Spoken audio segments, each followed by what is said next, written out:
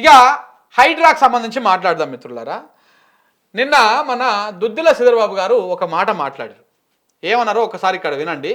మన జీ న్యూస్లో ఇంటర్వ్యూలో ఒక మాట అన్నారు. ఇగో ఏమన్నారో ఒకసారి వినండి.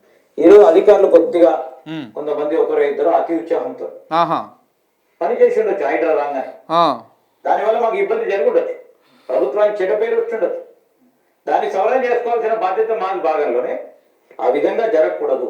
ఎవరికి కూడా సామాన్య ప్రజానికానికి పేదవాడికి అన్యాయం జరగకూడదు అనే కఠినంగా ప్రభుత్వ ఇన్స్ట్రక్షన్ లేదు, అధికారులు అత్యుత్సాహంతో చేస్తారు, చేస్తూ ఉంటారు. ఇది అంటే హైడ్రా అనేది రేవంత్ రెడ్డి చెప్పకుండానే పేదల ఇండ్ల మీదకి రంగనాథే పోయి కూలగొట్టిండా. చూసిరా, నేను ఫస్ట్ మొదటి రోజే చెప్పిన రంగనాయకుని ఇందులో బక్రాన్ చేస్తారు చివరికి. రంగనాథా రంగనాథ్ని బక్రా చేస్తారు చివరికి. హైడ్రా పాప మొత్తం ఇప్పుడు ఆయనదే అని చెప్పేసి ఇండైరెక్ట్గా చెప్తా ఉన్నాడు ఈయన. తప్పిది అంతా ఇలా బేడి లేచింది మాకు తెలవకుండా వేసారన్నట్టయితే బుకాయిస్తూ ఉందో ప్రభుత్వము, ఇది కూడా అంతే. వీళ్ళకి తెలియకుండా ఏం జరగదు, కానీ లోపల ఇండైరెక్ట్గా చెప్తారు అవన్నీ. అవి దానికి ఏమి కాగితాలు పత్రాలు ఉండవు. ఇట్లా మీడియా ముందుకు వచ్చి మొత్తం తప్పంతా అధికారులదే అని చెప్తారు. ఇవాళ ఐఏఎస్లు ఐపీఎస్లు మీరు చేతులు వేసుకుంటూ కూర్చోవాలి, అంతకుమించి ఇంకోటి ఏమి ఉండదు చేయనిక. సో కాబట్టి ఇప్పుడు హైడ్రా కూలగొట్టడం వల్ల ఎక్కడెక్కడికి వెళ్ళి సంచులు వచ్చినాయి, మహారాష్ట్రకి ఎన్ని సంచులు పోయినాయి, అస్సాంకి ఎన్ని సంచులు పోయినాయి, బీజేపీకి ఎన్ని సంచులు పోయినాయి, కాంగ్రెస్ అధిష్టానానికి ఎన్ని సంచులు పోయినాయి, ఇవన్నీ పక్కకు పోయినాయి. ఇక ఈ హైడ్రాను వాడుకొని ఈ వస్తువుల దందా వ్యవహారం అంతా నడిచింది, మొత్తం పక్కకు పోయింది. అది పక్కకు పోయి ఇప్పుడు ఆ పాపం మొత్తం అధికారులదే. మాకేం తెలియదు, కాంగ్రెస్ వాళ్ళకి, రేవంత్ రెడ్డికి ఏం తెలియదు, ఈయన దుద్దిల చంద్రబాబుకి ఏం తెలియదు, ఎవరికూ ఏం తెలియదు, మొత్తం రంగనాథే చేసాడు అంతా అని చెప్పేసి చెప్తా ఉన్నాడు కూర్చొని. ఇట్లా ఉంటుంది అన్నమాట కాంగ్రెస్ వాళ్ళ తరీకా. ఇట్లా ఉంటుంది. వాళ్ళని నమ్మిన అధికారులకు బొక్కనే, వాళ్ళని నమ్మి ఓట్లేసినటువంటి ప్రజలకు అన్యాయమే జరుగుతుంది. నమ్మి నానబోస్తే పుచ్చిబూరులైనట్టుగా నమ్మి వీళ్ళకు ఓట్లేసేందుకు ప్రజలు ఇలా ఇబ్బంది పడుతూ ఉన్నారు. వీళ్ళు చెప్పిన పనులు చేసేందుకు అధికారులు బదనాం అవుతూ ఉన్నారు. సో కాబట్టి తెలంగాణ ప్రజలు అర్థం చేసుకోవాలి, అలాగే అధికారులు కూడా అర్థం చేసుకోవాలి.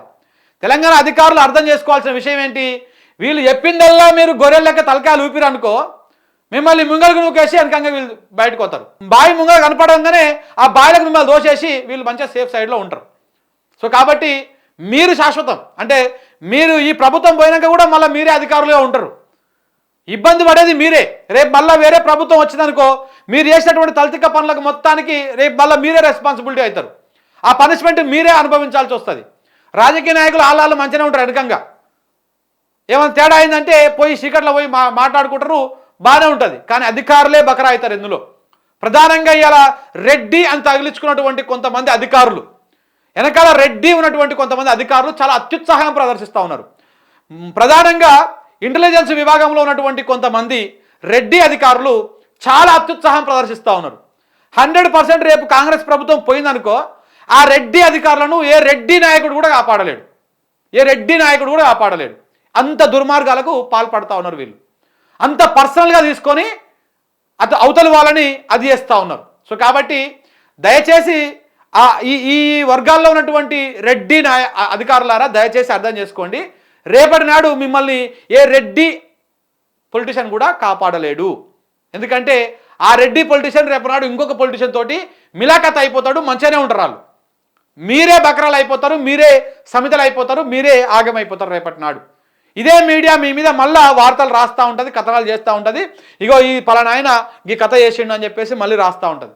ఇవాళ ఏమవుతా ఉంది అధికారులది, కొంతమందిని వాళ్ళని చెయ్యని తప్పుకు తీసుకుపోయి జైల్లో పెట్టలే, చెయ్యని తప్పుకి శిక్ష అనుభవిస్తలేరు, చెయ్యని తప్పుకి రకరకాలుగా వాళ్ళని ట్రాన్స్ఫర్లు చేసి ఆగం చేస్తలేరు. అట్లనే ఉంటుంది. ఇవాళ ఎవరెవరైతే ఎగిరెగిరి దుంకుతా ఉన్నారో ఇంటెలిజెన్స్ విభాగంలో కావచ్చు, లేకపోతే మిగతా దాంట్లలో కావచ్చు, పోలీస్ రంగంలో కావచ్చు, సిసిఎస్లో కావచ్చు, ప్రధానంగా సిసిఎస్లో ఉన్నటువంటి కొంతమంది అధికారులు అయితే రేపు చాలా అది కాబోతూ ఉన్నది. ఎందుకంటే వాళ్ళు పర్సనల్గా